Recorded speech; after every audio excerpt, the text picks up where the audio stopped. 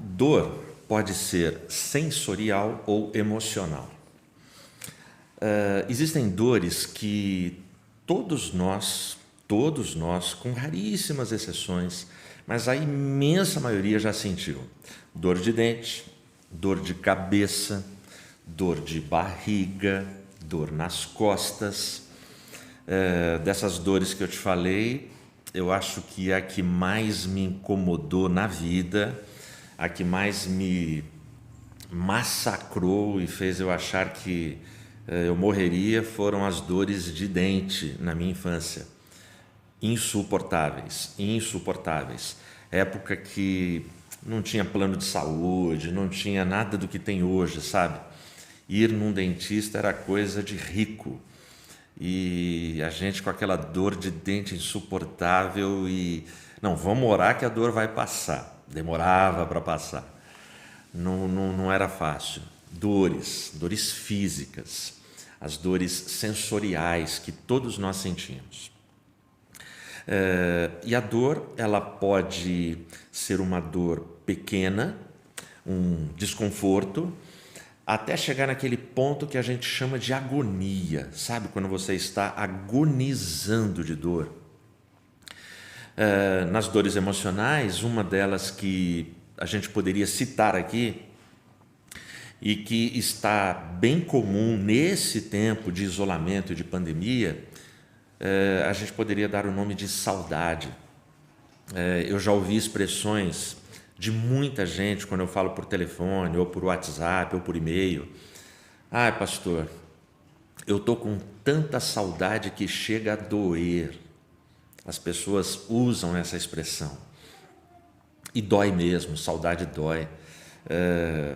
Saudade dos pais, saudade dos avós, saudade dos amigos mais chegados que irmãos, sabe? A presença física. Por mais que a gente tenha o nosso encontro online, né? Essa celebração, por mais que isso aconteça, o presencial jamais será substituído.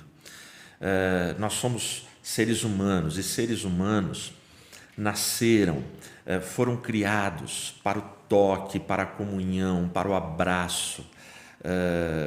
Psicologicamente, existe uma grande deficiência na nossa formação, no nosso caráter, na nossa alma, se nós não temos a experiência do toque, essa experiência sensorial, essa experiência tão fundamental para a nossa formação emocional afetiva. E nas dores emocionais, a gente vai caminhar para as doenças emocionais, os pânicos, sabe? Os desejos de morte, tristezas, amarguras, o sentimento que a rejeição causa, o abandono, tudo isso. Para você ter uma ideia, existem seres humanos, e não são poucos, que tanto a dor sensorial quanto a emocional se misturam e podem causar um grande estrago. David Rothenberg, num discurso dele, ele falava das 60 cirurgias profundas que ele já tinha enfrentado no seu corpo. E no discurso dele, ele fala que ele ainda teria novas cirurgias delicadas, novas intervenções no seu corpo, e ele não sabia em qual ordem, qual número de cirurgias ainda restavam para ele. Depois que ele faz o seu discurso, teve uma pergunta muito interessante. E a pergunta foi assim: como você consegue? O que te anima? Como é que você consegue caminhar? Como é que você consegue continuar com todo esse histórico? E aí a resposta dele é triste, porque você fica sabendo o motivo das cirurgias. E aí ele conta: quando ele tinha 6 anos de idade, o pai dele estava cansado dele. Quando ele tinha 6 anos de idade, o pai dele não suportava mais aquele menino arteiro dentro de casa. O pai dele deu sonífero para ele, com 6 anos de idade, derramou no corpo dele querosene e ateou fogo. Ele sofreu queimadura de 3º grau em 90% do corpo. Quando ele começa a pegar fogo, ele começa a gritar, dor, e aí família, vizinhança chegou e conseguiram acudir o menino, apagar o fogo, levar para o hospital e ele sobreviveu. E aí ele sobreviveu e apenas 10% do seu corpo não sofreu queimadura. 10% me lembra a 10ª parte, né? O dízimo, aquela parte que é do Senhor, que a gente devolve. Me parece que a parte do Senhor, usando esse simbolismo, é uma parte que sempre será abençoada nas nossas vidas e nos trará proteção.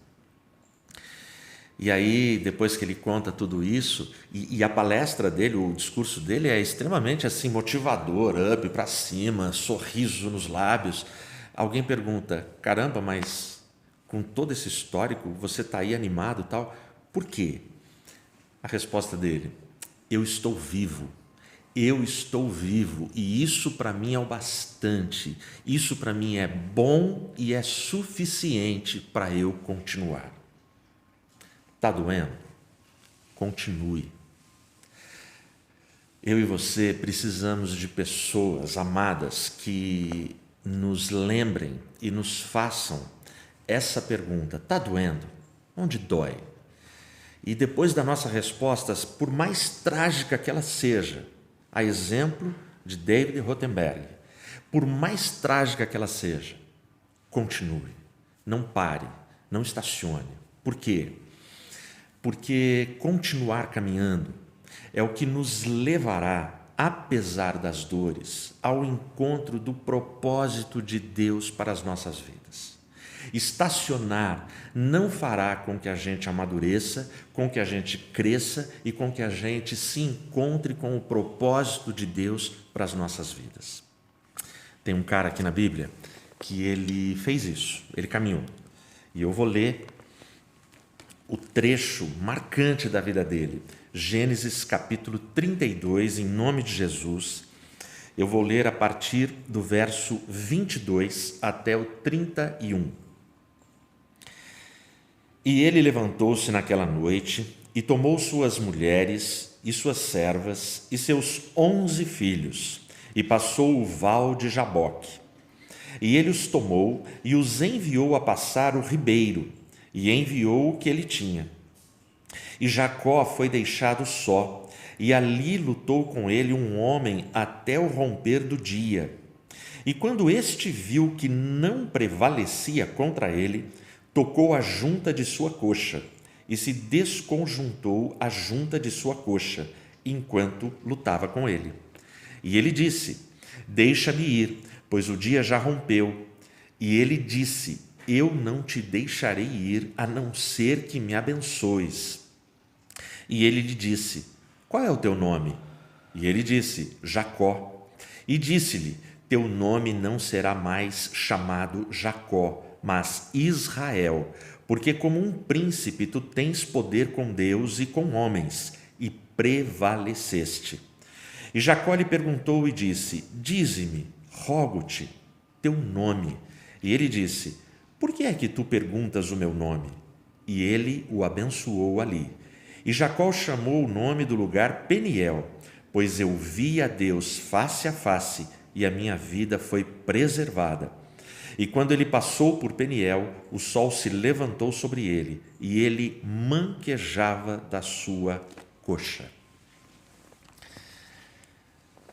Esse texto, ele é muito significativo para a gente. Nesse capítulo de Gênesis, se você ler os 2 primeiros versos, nos 2 primeiros versos, 1 e 2, Jacó ele tem uma visão que eu gostaria de ter e imagino você também gostaria de ter a oportunidade de ver o que Jacó viu. O capítulo abre dizendo que Jacó ele olha e vê uma multidão de anjos. Ele tem a visão do exército celestial, do exército de Deus. Estas visões, elas não são frequentes, elas são raras na vida de Jacó. mas elas são raras para a esmagadora maioria dos seres humanos, porque muitos vão passar por essa vida e não vão ter uma visão como essa pelo menos uma única vez na vida. Mas Jacó teve, como patriarca, como homem de Deus, como homem que está num processo. Rapidamente, se você lembrar, aqui nas nossas transmissões, algumas transmissões atrás, eu ministrei a seguinte mensagem: faça do seu medo a sua escada.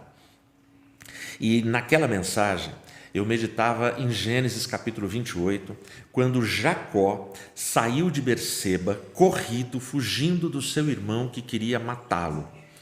E ali ele tem a visão de uma escada, onde anjos sobem e descem por essa escada, e no topo da escada ele tem a visão de Deus, do ser divino.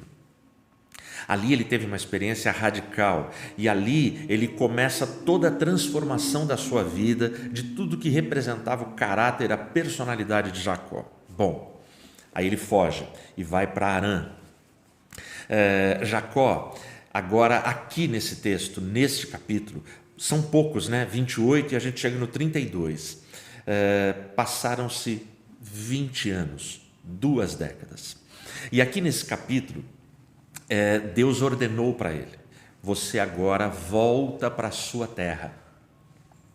E ele continua, depois de 20 anos, depois de 2 décadas, ele continua com muito medo de encarar o seu irmão Esaú. Por quê?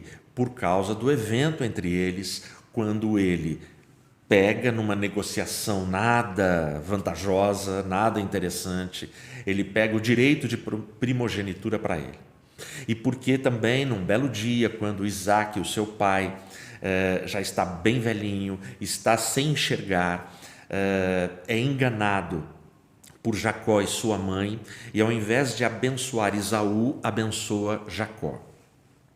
E quando Esaú chega da caça e descobre o que aconteceu, fica muito irado, com muito ódio. E ele jura de morte o seu irmão. E aí a mãe fala para Jacó: vaza daqui, vai para a casa do seu tio, vai longe daqui. E ele vai. E é justamente quando ele sai de Berseba, e ele anda muito, e ele se cansa, ele chega num local e para, esse local é Betel. O texto ali em Gênesis 28 fala que lá se chamava Cidade Luz e passa a ser Casa de Deus, porque Jacó dá um novo nome para o local, pela experiência que ele tem da escada. Ali começa a transformação de Jacó. E ele continua em fuga. E esse homem está em fuga por 20 anos, porque o medo que ele tem se sobrepõe às experiências espirituais dele, a todas as manifestações, a todas as teofanias de Deus na vida dele. O que é uma teofania? Uma teofania é quando Deus ele se manifesta ou em uma pessoa ou em um anjo para falar com um ser humano. Isso é uma teofania, é uma experiência sobrenatural que a pessoa tem. Não tem hora, não tem dia, não tem local, não tem gente especial que é escolhida para ser alvo de uma teofania. Critérios, tempo, forma, modo, local pertencem somente ao Deus soberano. É Ele quem define. Não adianta você achar que, eu mereço. Não, não é assim que funciona. É sempre nos termos de Deus, nunca nos meus termos, nunca do jeito que eu quero. Então agora 20 anos se passaram. Não sei se você vai lembrar, lá em Gênesis 28, quando ele tem toda essa visão, Jacó, ele ainda é imaturo, e eu falo isso naquela mensagem. E ele faz uma oração: olha, se o Senhor me abençoar, se eu for, se eu crescer, se eu prosperar, se eu isso, se eu aquilo, eu darei o dízimo de todas as coisas. Olha que interessante. Lá, no início da sua transformação, a visão que Jacó tem do seu relacionamento com Deus é uma visão religiosa. Ele fala de coisas, ele fala que se eu prosperar, se eu ganhar dinheiro, se eu ficar rico, se eu isso, se eu aquilo, eu entrego o dízimo. 20 anos se passaram. Agora, a experiência de Jacó no Val do Jaboque É uma experiência do evangelho. Esse cara amadureceu, ele continua fiel nos seus dízimos, porque em 20 anos ele prosperou muito, Deus o abençoou, aumentou o número dos seus animais, dos seus servos, ele cresceu demais. Mas agora ele vai ter uma experiência de evangelho, não simplesmente uma experiência religiosa, que é importante, que é fundamental, que nos dá base, mas não é suficiente. Então agora aqui, Jacó vai passar por isso. Mas este homem, 20 anos depois, quando Deus fala para ele, agora é hora de voltar, o medo vem, mas vem muito forte. Vem tão forte que nesse capítulo que eu acabei de ler para você, diz que Jacó envia homens para avisar Esaú que ele ia. Esses homens voltam e falam para Jacó, Esaú vem vindo ao teu encontro, e ele vem com 400 homens. O que Jacó faz?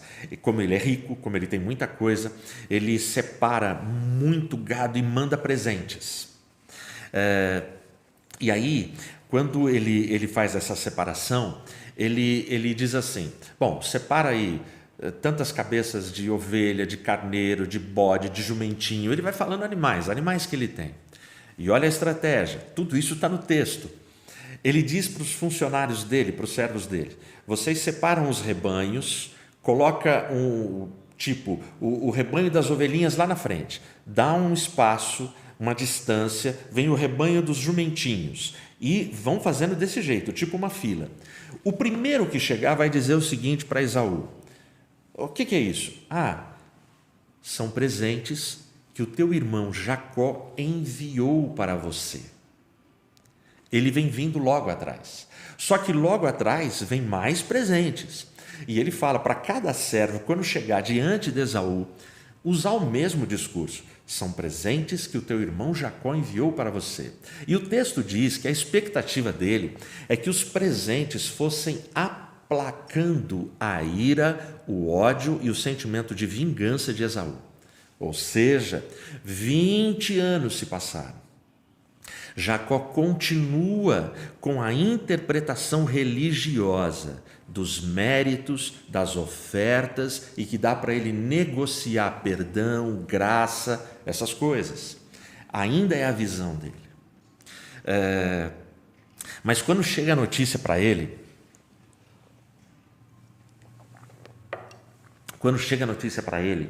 de que Esaú vem com 400 homens, ele entra em pânico. O que ele faz? Ele pega todos os seus servos, todos os seus animais. O texto diz que ele separa em 2 bandos. E ele explica por quê. A explicação dele é: se Esaú pegar um bando, dá tempo do outro bando das pessoas fugirem e sobreviverem. Ou seja, ele tem medo, ele está obedecendo a Deus, ele vai ao encontro de Esaú, mas ao mesmo tempo ele está tomando todos os cuidados e se cercando com toda a cautela possível. Bom, Val do Jaboque, que é onde ele está, é onde a gente encontrou ele na leitura que eu fiz. O Val do Jaboque significa lugar de travessia. O Val do Jaboque é um filete de água pequenininho, é um lugar que dá para atravessar de pé, você não vai afundar, não tem riscos ali. O Val do Jaboque, esse filete de água, ele estava mais ou menos a uns 5 quilômetros do Jordão, do poderoso Jordão, e ali ele tem que atravessar por outro lado. O texto que eu li diz que ele pega suas mulheres, suas servas, seus 11 filhos e atravessa à noite, faz esse pessoal atravessar para o outro lado. É muito interessante. Ao mesmo tempo que ele separou 2 bandos de funcionários, de servos, de animais, quem ele deixa próximo dele? Se você contar 11 filhos, mulheres, servas e ele, a gente tem um total de 16 pessoas. Por mais que você cresça, por mais funcionários que você tenha, por mais que você prospere, por mais propriedade, patrimônios, por mais que você tenha coisas, na hora da dor, na hora do aperto, na hora do sufoco, as pessoas preciosas, as pessoas insubstituíveis, as pessoas que farão a diferença na sua vida, são chamadas de família. Você pode fazer o que quiser, você pode cometer os pecados que você quiser, você pode virar sua vida de ponta cabeça, rodar o mundo, mas presta atenção, na hora de você morrer, você morre nos braços da sua família. Portanto, não despreze a sua família, não despreze a sua esposa, não despreze o seu marido, não despreze os seus pais, não despreze os seus filhos, não despreze os seus avós, não despreze a sua família, porque a sua família será fundamental nas suas piores provas, nas suas piores dores. E é a sua família que vai perguntar para você: está doendo?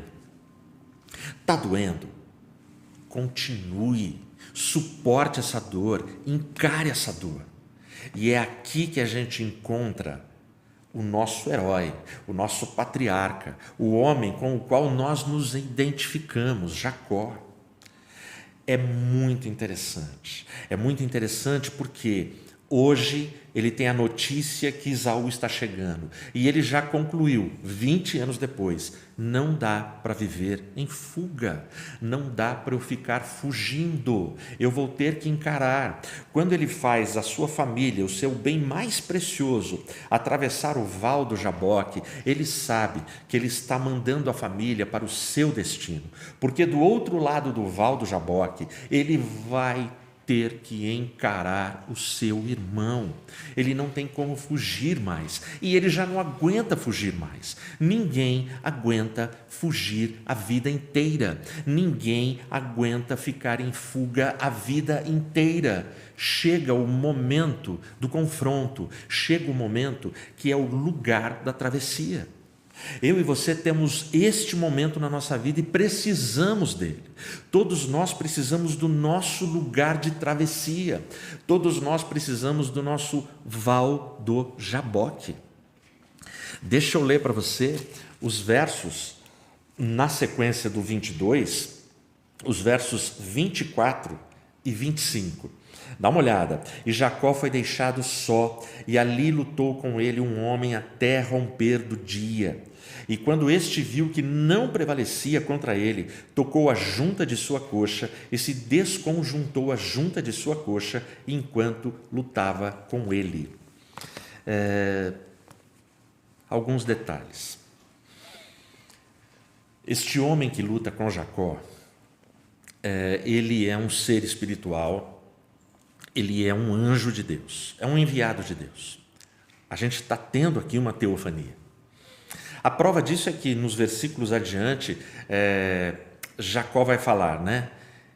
Eu estive face a face com Deus e fui preservado. Por que ele fala isso? Porque a Bíblia deixa claro que nenhum homem é capaz de suportar olhar a face de Deus e sobreviver. Portanto, quando ele fala face a face, é que naquele momento do raiar do sol, uma silhueta de um anjo, é um anjo de Deus, um enviado de Deus. Ele teme aquilo, mas ele conseguiu suportar e vencer aquele momento. Bom, o texto começa, o versículo que eu li, e Jacó foi deixado só. Presta atenção, Jacó ali no val do Jaboque, ele não tinha planejado, ele não tinha programado que ele encontraria com um anjo. Ele não pediu. As orações dele, se você lê antes desse momento, a oração dele é desesperadora. Me livra, Senhor, das mãos do meu irmão. Ele pede a Deus, ele coloca o coração dele na presença de Deus, clamando para que ele fosse livre daquele mal. Portanto, presta atenção, a iniciativa de vir ao nosso encontro sempre é de Deus. A gente busca como ele buscou, a gente está correndo atrás, a gente sonha com o melhor de Deus, mas a iniciativa para que as coisas aconteçam parte do céu para a terra. Mas fique no caminho da obediência como estava Jacó. Deus mandou, ele confessa o medo dele, ele obedece e ele não espera aquele momento. Outro detalhe, quando Jacó ficou só, este anjo somente se manifestou quando Jacó estava sozinho. Ou seja, as manifestações de Deus, elas não são para espetáculo, elas não são para show, elas não são para promover homens, vaidades carnais, elas não são para isso. O poder de Deus se manifesta para homens e mulheres que têm comprometimento com Ele, que têm biografia com Ele, que têm um histórico de obediência, de compromisso e aliança com o Pai das luzes. Então Jacó está ali, e o texto vai dizer que eles estão numa luta, e eles começam uma luta. Olha que coisa doida, que coisa a gente não consegue imaginar, um homem lutando com um anjo, é desproporcional. Eu não sei quantos aqui estão me ouvindo que são como eu, que não manjam nada de luta corpórea. Eu não sei o que é uma luta, nunca fiz uma academia, nada disso.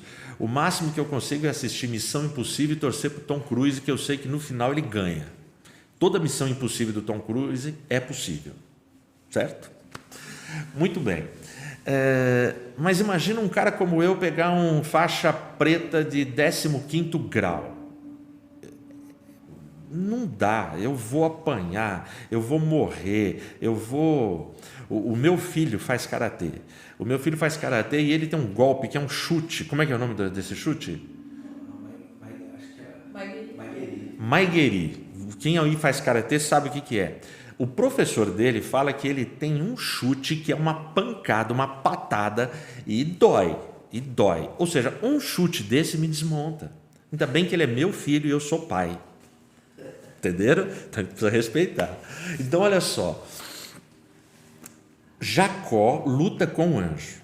Presta atenção nesse detalhe. E o anjo está lutando e Jacó não desiste. O texto vai falando que Jacó está prevalecendo na luta. O anjo toca na sua coxa.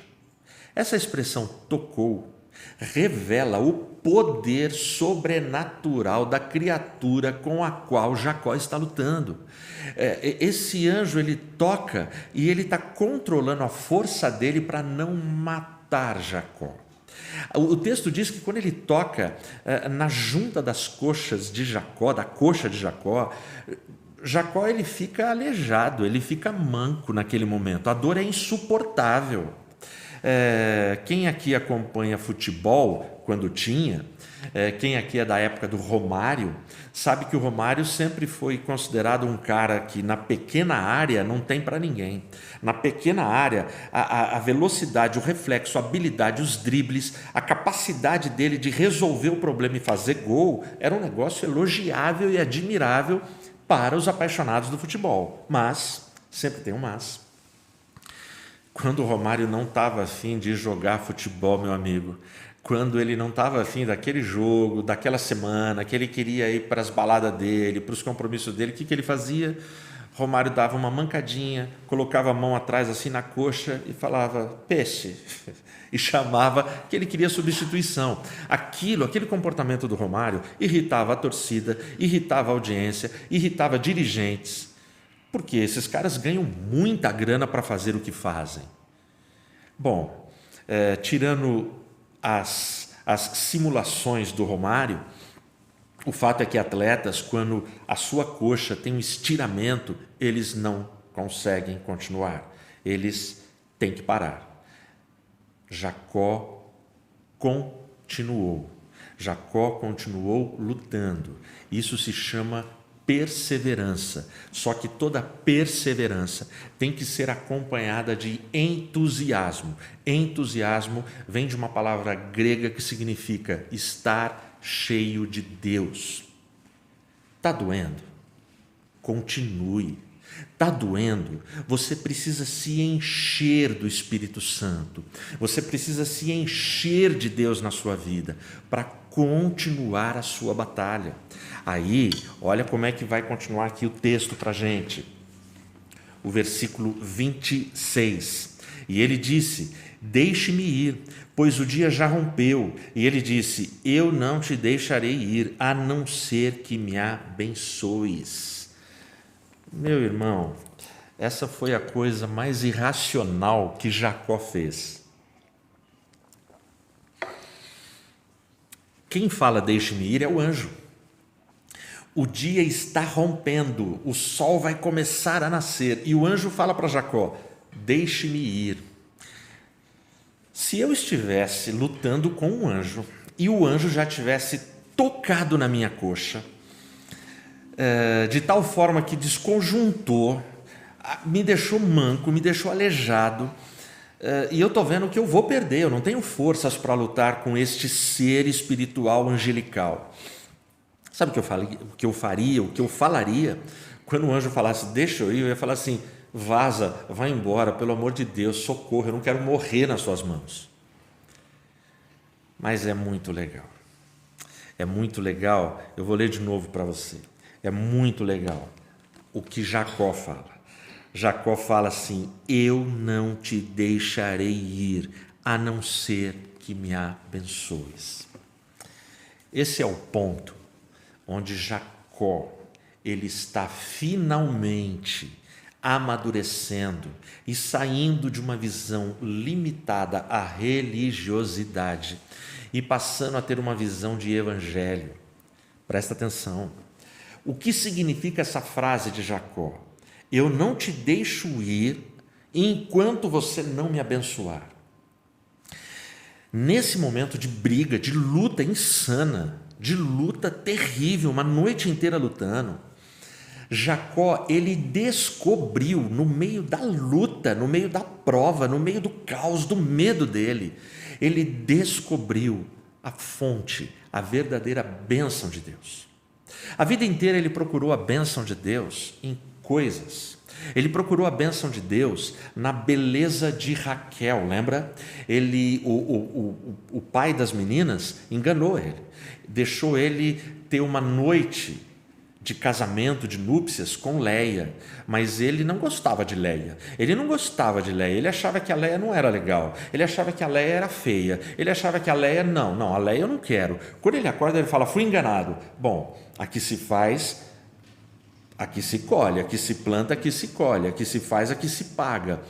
Você sabe do Jacó enganador, foi enganado. 7 anos de trabalho. E aí ele fala, poxa, eu quero a Raquel. Aí o pai fala, bom, você trabalha 7 anos, aí eu te dou a Raquel. Aí quando é a hora da Raquel, mas eu quero mais 7 anos de trabalho para você ter a Raquel. Ele fala, não, tá bom, eu trabalho mais 7 anos. E o texto fala que ele trabalha mais 7 anos e não se incomoda com o tempo de trabalho pelo muito que a amava. Sensacional. O amor faz isso. Ele considerou que 7 anos de humilhação trabalhando para o sogro, não tem problema, eu amo a Raquel. Muita gente acha que ele teve que trabalhar 7 anos para ter a Raquel só depois. Não, ele recebeu a Raquel já no começo, lê bem atentamente o texto, e trabalhou 7 anos porque ele prometeu que trabalharia pelo amor que ele tinha por Raquel. Então, esse cara, ele procurava a bênção de Deus na beleza de Raquel, na aprovação do pai de Raquel. Ele procurava a bênção de Deus em conquistar a confiança, o elogio, a graça do pai dele, que preferia Esaú a ele. Jacó, ele procurava a bênção de Deus na prosperidade dele. Se o Senhor me abençoar e eu prosperar e eu ficar rico e isso e aquilo, então eu entregarei os dízimos. Ele procurava em tudo isso e em nada disso ele encontrou. Mas ali, quando ele estava apanhando, sofrendo, o orgulho dele estava sendo massacrado, o medo dele estava sendo esfacelado, ali ele se encontrou com a bênção de Deus. E quando ele se encontra com a bênção de Deus, o que ele diz é o seguinte: não me importa, eu encontrei a bênção de Deus, não me importa se no processo eu venha a morrer, mas eu não sou nada sem a bênção de Deus.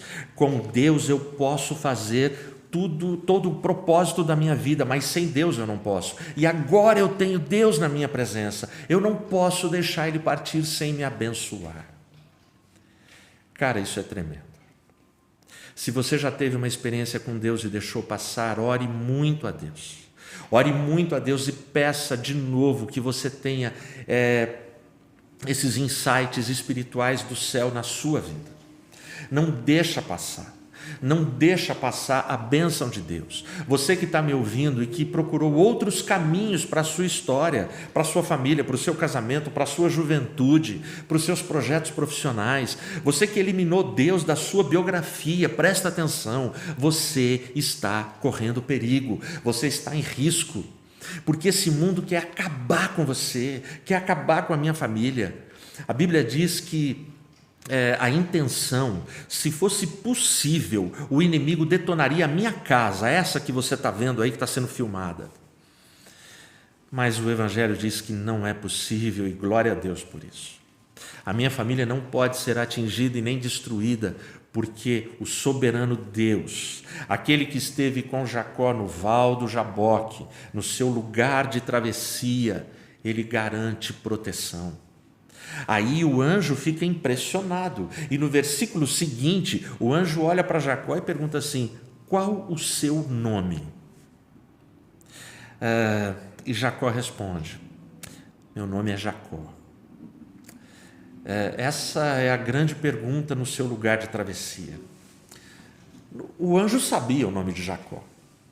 Não é que o anjo não sabia o nome. Deus sabe o meu nome. Deus sabe o seu nome. É a pergunta que Adão ouviu: Adão, onde estás? Deus sabe onde Adão estava, sabia. Deus sabe todas as coisas. Mas esse momento de confronto, para ele pronunciar o nome dele, eu me chamo Jacó, ali ele está confessando a história de vida dele. Eu sou o agarrador de calcanhar, eu sou o enganador, eu sou o suplantador, eu sou aquele que leva vantagem em todos os negócios que faço, passando os outros para trás. Eu sou Jacó, eu sou o mentiroso, eu sou o cara covarde, que faço a minha família passar vergonha. Eu sou o cara do prato de lentilha, lembra? Eu sou Jacó. Você, no seu lugar de travessia, não dá para ficar com enfeites, não dá para ficar adorando a pílula, não dá para ficar com discursos, eu fiz isso, mas eu fiz isso porque me fizeram aquilo. Não, cara. O lugar de travessia, você e Deus, lembra? Jacó ficou só. Essa é aquela expressão popular. Tem momentos na vida que não tem ninguém para ajudar, não tem ninguém para ver a sua dor, não tem ninguém, é você e Deus. E Jacó está naquele momento. Qual o seu nome? O meu nome é Jacó. E ele falar isso, ele está entregando, ele está confessando. Tem um momento na sua vida, e é o seu lugar de travessia, que você precisa confessar para o seu cônjuge, para o seu filho, para o seu pai, para a sua mãe, para o seu pastor. Você precisa de confissão. Você precisa olhar para a sua vida, olhar para você mesmo e entender as suas dores, suportar as suas dores, admitir que elas doem e ter força para continuar. Mas para continuar é preciso confissão. A confissão desarma Satanás. Eu falo isso em quase todas as minhas palestras para jovens, para casais. A confissão desarma Satanás, porque quando você confessa, você passa a ficar somente nas mãos de Deus. Enquanto você não confessa, Satanás ele tem armas para te acusar das suas fraquezas, dos seus erros, dos seus pecados, da sua vida dupla, da sua vida tripla, das coisas erradas que você faz. Coisas erradas todos nós fazemos, mas elas precisam ser confessadas para que a gente fique livre, para que a gente fique leve. E Jacó passa por esse processo. Aí, na sequência, o anjo vira para ele e fala assim: a partir de agora, você não mais se chamará Jacó. O seu nome vai ser Israel, porque como príncipe você lutou com Deus e prevaleceu. Príncipe. Príncipe vem de princípio. Princípio vem de primeiro. Tudo que Jacó queria desde a sua mais tenra idade era ser o primeiro. Ele queria ser o primeiro, ele queria a primogenitura, e ele sai depois do Esaú, do ventre da mãe. A luta da vida dele era essa, o propósito da vida dele, e era para ser ele, senão Deus não permitiria. Mas nesse momento, finalmente ele recebe a bênção de Deus e a declaração dos céus: você lutou como príncipe, você agora oficialmente, com a bênção do céu, você é o primeiro, você é o patriarca, você conquistou porque você lutou. Está doendo? Continue, cara. Continue. E o texto vai dizer que ali ele foi abençoado. Ele foi abençoado na sua história, ele foi abençoado na sua vida. E o texto vai fechar dizendo que ele saiu dali mancando. O sol nasceu e aí ele passa por Peniel e ele chega mancando. O nome do local ele chama de Peniel, porque Peniel significa face de Deus. É muito interessante você juntar essa construção que o texto faz. O lugar de travessia é onde você vai ver a face de Deus. E quando você vê a face de Deus, você é humilhado, você precisa confessar quem você é, você precisa admitir as suas fraquezas, você precisa se expor, porque Deus vê você como você é. O lugar de travessia é onde a gente contempla a face de Deus. E a face de Deus é o que vai me colocar no caminho e no propósito da bênção. Bom, o dia nasce e Jacó tem que encarar.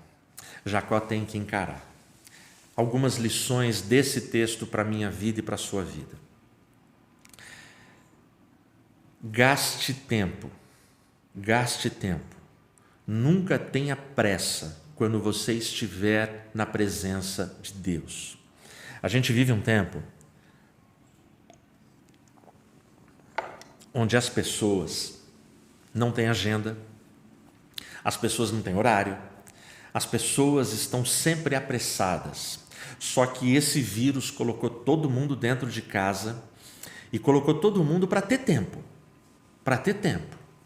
Para você ter tempo para a sua família, ter tempo para a leitura bíblica, ter tempo para a sua casa ser igreja, para a sua casa ser igreja outra vez, para a sua casa dobrar os joelhos, para a sua casa ter culto. Quando você estiver na presença de Deus, não tenha pressa. Essa é uma lição desse texto. Jacó ficou na presença de Deus a noite inteira. E não ficou simplesmente na presença de Deus a noite inteira, como a gente de vez em quando fica numa vigília. Ele ficou lutando, ele ficou sangrando, ele ficou descarregando energia naquela luta. Mas ele não arredou o pé, apesar da dor. Então, quando você estiver na presença de Deus, não tenha pressa. Ele foi tocado. O exemplo do toque a gente encontra na Bíblia toda, do toque sobrenatural. Isaías 6, versos 6 e 7. Isaías é tocado por uma brasa viva que é retirada do altar, que toca os seus lábios. É um toque sobrenatural. Jeremias 1, 8 e 9. Jeremias também é tocado de forma sobrenatural nos seus lábios. A igreja que nasceu em Atos capítulo 2, 120 pessoas, elas são tocadas por línguas de fogo que descem sobre elas e elas começam a falar em outras línguas conforme o Espírito concedia que elas falassem. Toque sobrenatural. O toque sobrenatural acontece na minha vida e acontece na sua vida. E quando esse toque acontece, não tenha pressa. Gaste tempo, invista tempo na presença de Deus. É a história de uma pessoa que estava enferma e no final do seu período, do seu longo período de hospital, ela ia receber alta. Numa oração ela falou assim: Senhor, foi tão bom o tempo aqui no hospital, porque todos os dias, várias horas do dia, eu dedicava tempo para orar e falar contigo, mas agora eu sarei, agora eu não vou ter mais este tempo, que eu vou voltar ao trabalho, eu vou voltar às minhas rotinas, mas eu vou fazer a minha oração rapidinho. Aí Deus responde para ela: o seu tempo, quando você está bem de saúde, é igualzinho quando você está doente, 24 horas no dia.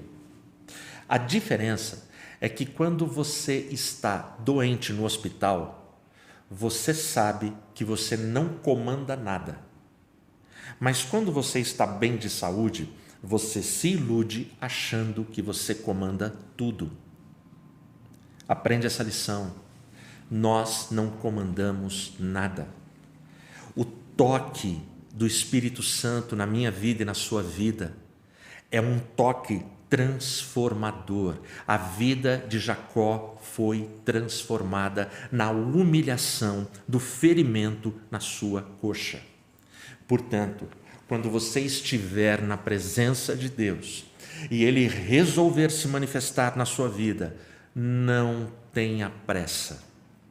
Segunda lição: quando acontecer uma teofania, quando acontecer uma manifestação sobrenatural na sua vida, lembre-se, você continua um ser humano, com falhas e pecados.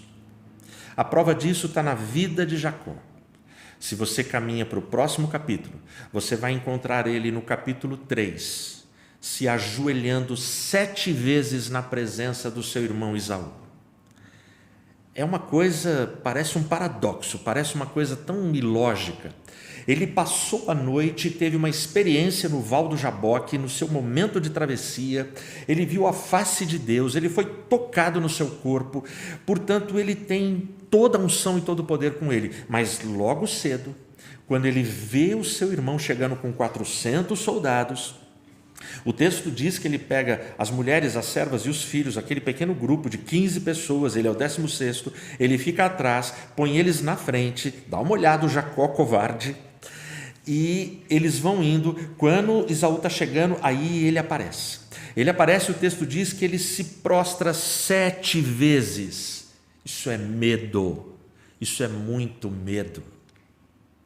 Então, a teofania que ele teve na noite anterior não deu para ele a coragem suficiente para encarar o maior desafio da vida dele. Mas isso não acontece somente com Jacó. Quantos cultos tremendos você já participou? Quantas vezes você desceu do monte de uma oração e lá você teve impactos espirituais poderosos? Vigílias, retiros, na sua casa, sonhos poderosos que você teve.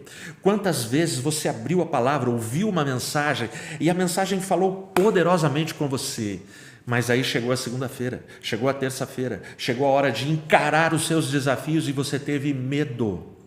Fica tranquilo, você está em ótima companhia, bem-vindo ao clube, eu sou assim também, eu sou como Jacó também.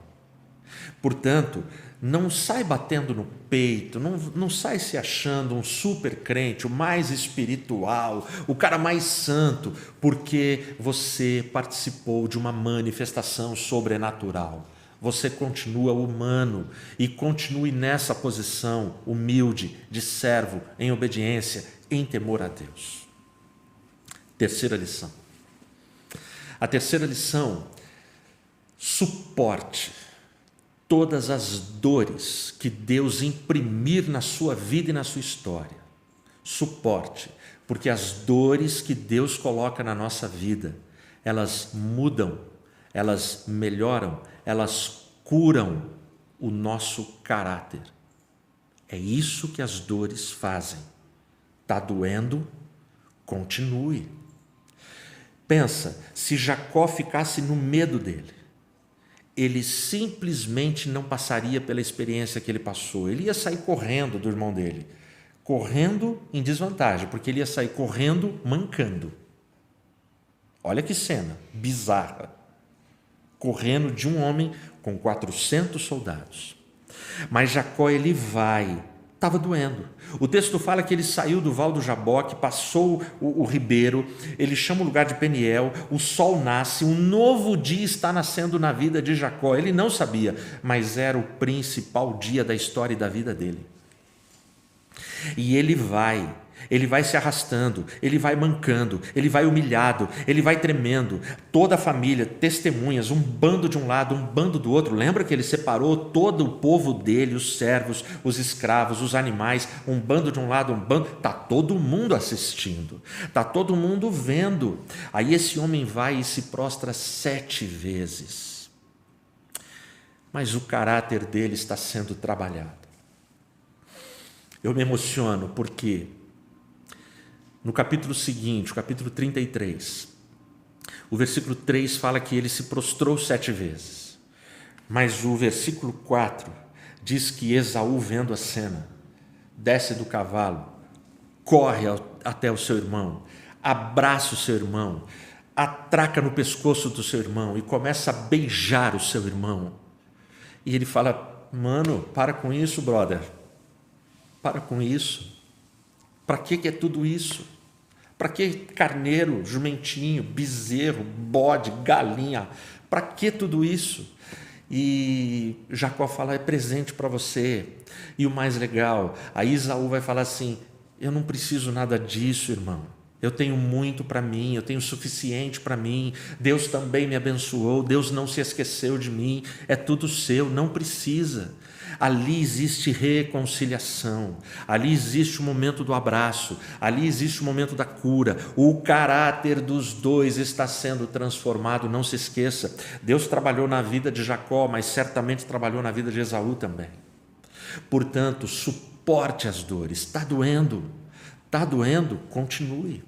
Última lição que eu quero destacar desse texto para você. Não confie em pessoas que não mancam. Gravou? Não confie em pessoas que não mancam.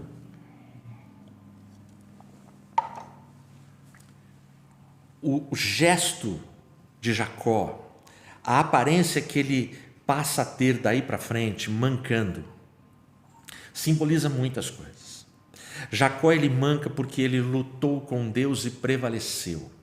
E Deus deixou claro: sem mim você não pode fazer nada, sem mim você não vai a lugar algum. Ali no Val do Jaboque, Jacó teve que confessar as suas misérias, os seus erros, os seus defeitos, os seus pecados, as suas fraquezas, as suas falhas. E ele sai mancando, e todas as testemunhas vão ver o patriarca a partir daí mancando. E toda vez que o pessoal ver ele mancando, vão se lembrar de Peniel, vão se lembrar do Val do Jaboque. Confie em homens que mancam. O que isso simboliza? Pessoas que mancam são aquelas pessoas que já venceram aquele período, aquela fase da sua vida espiritual de arrogância, de orgulho, de se sentirem os melhores, os mais perfeitos, os mais santos, porque todo mundo tem o seu lado de deficiência, de falha, de erro. E é muito legal você se relacionar com pessoas que têm como marca, como característica, a humildade. A pessoa pode ter todos os títulos, a pessoa pode ter todos os diplomas, a pessoa pode ser a pessoa mais rica da cidade, não tem problema, mas a marca da humildade precisa estar na vida dela. E a humildade só vem para as pessoas que se relacionam, confessam os seus erros e se colocam nas mãos de Deus e sabem que sem Deus elas não são nada. Naquela noite, no Val do Jaboque, o anjo se fez de fraco para não acabar com a vida de Jacó. Por isso Jacó prevaleceu e teve a bênção, e a partir daí teve uma nova vida, teve um novo nome, e o nome dele do passado foi eliminado. Foi naquela noite. Teve um dia, do meio-dia às 3 horas da tarde, que se fez no planeta a noite mais escura da história. Jesus estava numa cruz. E ali na cruz, não é que Jesus se fez de fraco, não. Ali Jesus se tornou fraco E ele simbolizou toda a fraqueza humana naquela cruz.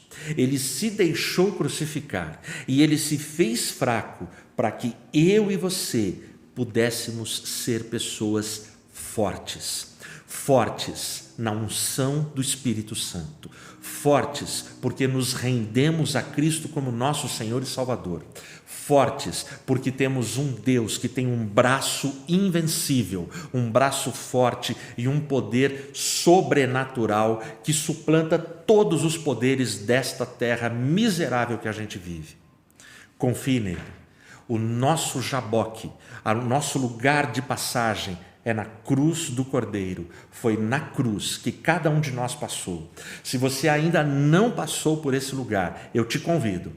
Hoje, se renda a Cristo e passe por esse val. Faça a sua travessia e confie na face de Deus na sua vida, através de Cristo, do Cordeiro que venceu. Deus te abençoe. Amém.